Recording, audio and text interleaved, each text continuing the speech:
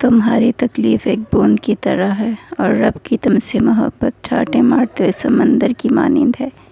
تمہارے مسئلے بہت چھوٹے ہیں، رب کا جلال اور اس کی عنایت نہ ختم ہونے والی۔ خدا کی جنت چاہتے ہو تو اس کے بندوں کی زندگی جہنم بنانا چھوڑ دو، یہی زندگی کا خلاصہ ہے۔ اختلافات پر صبر کرنا اور دوسروں کو برداشت کرنا ہی اخلاق ہے۔ سخت سے سخت الفاظ بولتے وقت ہمیں یہ یاد نہیں رہتا کہ سننے والے کو یہ الفاظ کب تک یاد رہیں گے۔ جب اپنوں کے درمیان بیٹھے ہوئے آنکھوں سے پانی بھر جائیں، منہ چھپا کر آنسو صاف کرنے پڑیں اور چہرے پر زبردستی کی مسکراہٹ سجانی پڑے، تب زندگی سے زیادہ بے رحم کچھ نہیں لگتا۔ مکڑی کے جالے سے بھی زیادہ کمزور ہیں یہ دنیا کے سہارے۔ دولت اور عہدے انسان کو عارضی طور پر بڑا کرتے ہیں، لیکن انسانیت اور اچھا اخلاق انسان کو ہمیشہ بلند درجے پر رکھتا ہے۔ سیدھے راستے اور سیدھے لوگ اکثر لوگوں کو پسند نہیں آتے۔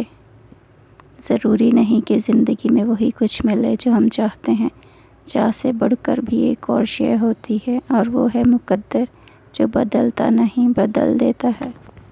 اچھے کے ساتھ اچھے رہو، لیکن برے کے ساتھ برے مت بنو، کیونکہ تم پانی سے خون صاف کر سکتے ہو پر خون سے خون نہیں۔